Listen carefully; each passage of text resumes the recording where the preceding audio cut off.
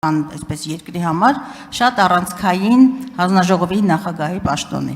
Ձեր բացման խոսքում այսպես ականջահաճո եւ հուսադրող մի միտք հայտնեցիք, որի հետ հնարավոր չէ չհամաձայնել։ Դուք ասացիք, որ կարևորում եք սահմանադրական արժեքների, կարևորում եք այն հանգամանքը, որպեսզի սահմանադրական արժեքները դառնան իրականություն։ Իսկապես դա հուսադրող խոստում էր։ Եվ դժվար է պատկերացնել, որ իրավական եւ ժողովրդավարական մի երկիր, որտեղ ոտնահարված է հանրային ինստիտուտների միջև տարանջատման սկզբունքները, բայց քիչ առաջ դուք ինքներդ ձեզ հայ առաքելական եկեղեցու համատեքստում բառից բուն իմաստով դուք ինքներդ խախտեցիք ձեր տված խոստումը, հանձնառությունը, որը իրականում պարզապես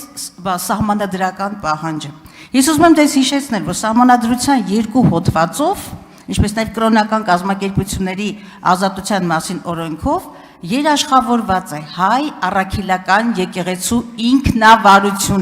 ինքնավարությունը։ Սա սահմանադրական սկզբունք է, սահմանադրական կարգ է։ Եվ բոլոր ձեր վարքագիծը, ձեր քաղաքական ուժի իրավական համակարգի վարքագիծը խոսում է մեկ բանի մասին՝ քաղաքական հալածանքներ հայ առաքելական եկեղեցու նկատմամբ։ Ես նաև ձեզ հիշում եմ ձեր շատ թիմակիցների, ընդամենը 2 տարի առաջ օգոստոսի 28-ին, թե ինչ խանդավառությամբ եք դուք մասնակցում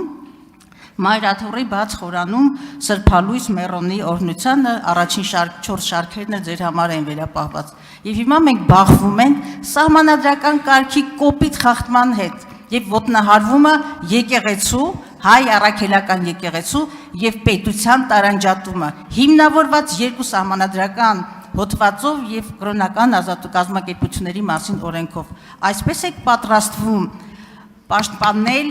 սահմանադրական արժեքները Հայաստանում եւ արդյոք դուք այստեղ խնդիր չեք տեսնում։ Շնորհակալ եմ հարցի համար, Տիկին Գալստյան, սահմանադրության, ձևակերպումներից սկսենք։ Կրոնական կազմակերպությունները անջատ են պետությունից եւ ինչ է դա նշանակում, Տիկին Գալստյան։ Իհարկե դուք հաճախ գալիս եք այստեղից դա մեկնաբանում եք հետեւյալ ձևով, որ դա նշանակում է, որ պետությունը չի կարող խառնվել եկեղեցու գործերին, բայց հարգելի Տիկին Գալստյան եւ հարգելի գործընկերներ, որոնք այս թեմայի մասին հաճախ խոսում են։ Դա նախ եւ առաջ նշանակում է, որ Հայաստանի Հանրապետությունը աշխարհիկ պետություն է եւ Հայաստանի Հանրապետությունը կառավարվում է ոչ թե կրոնական կանոններով, այլ Հայաստանի Հանրապետության սահմանադրությամբ եւ օրենքներով, եւ որ Հայաստանի Հանրապետության կրոնական կազմակերպությունների, այդ թվում եւ հայ առաքելական եկեղեցու պաշտոնյաները, Սպասավորներ, շնորհակալություն հուշելու համար։ Սպասավորները չեն կարող խառնվել քաղաքական գործընթացներին։ Եվ սա իմ մեկնաբանությունը չէ, եթե դուք բացեք սահմանադրության մեկնաբանությունները, որոնք որ գրվել են ձեր կողմից շատ հարգված սահմանադրագետների կողմից, այնտեղ շատ պարզ սևով սպիտակի վրա գրված է, որ եկեղեցու անջատ լինելը պետությունից, դա նախ եւ առաջ նշանակում է աշխարհիկ պետություն, որտեղ ոչ եկեղեցու սպասավորները չեն միջամտում պետական կառավարմանը, պետական գործերին։ Ես հիմա ձեր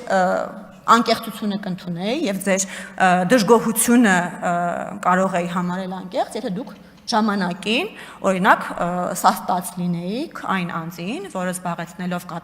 կաթողիկոսի այդ պաշտոնը, օրինակ, որոշում էր, որ պետք է Հայաստանի Հանրապետության վարչապետը հրաժարական տա։ Հետագայում, երբ անձինք, որոնք արքեպիսկոպոսի այդ բանն են զբաղեցնում, դիրքն են զբաղեցնում, որոշեին, որ իրենք պետք է նախաձեռնեն նախ շարժումներ եւ ապա դիմեն ապստամբության։ Այդ դեպքում ես ձեր անկեղծությանը կհավատա եւ կասեի, որ դուք իրոք մտահոգված եք Հայաստանի Հանրապետության սահմանադրական կարգի պահպանմամբ եւ Հայաստանի Հանրապետությունը կրոնապետության չվերածելու համոզմամբ, բայց հիմա ներողություն եմ խնդրում, բայց չեմ հավատում ես ձեր անկեղծությանը։ Շնորհակալություն։ Արձագանք։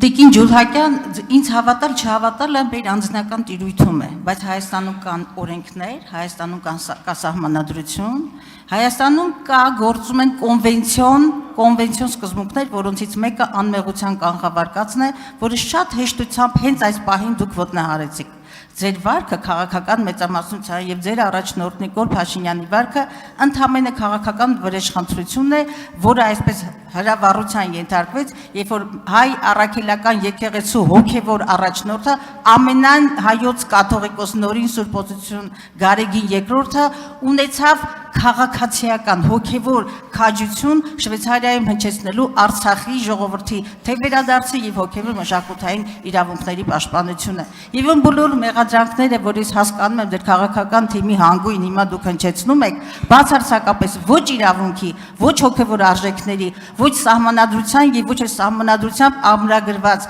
հայ առաքելական եկեղեցու հազարամյակի բացառիկ առաքելության պայմանավորված քաղաքական վրեժխնդրություն։ Շնորհակալություն, ուրիշ ոչինչ։ Տիկին Գալստյան, հայ առաքելական եկեղեցու դերի մասին խոսակցություն շատ կարևոր խոսակցություն է, իհարկե ես կհամաձայնեմ ձեզ հետ։ Եվ մենք այո պետք է այդ խոսակցությունը այստեղ ունենանք եւ պետք է քննարկենք, թե այդուհանդերձ ինչ դեր պետք է ունենա հայ առաքելական եկեղեցին պետականության պայմաններում։ Շնորհակալություն։ Քրիստինե Վարդան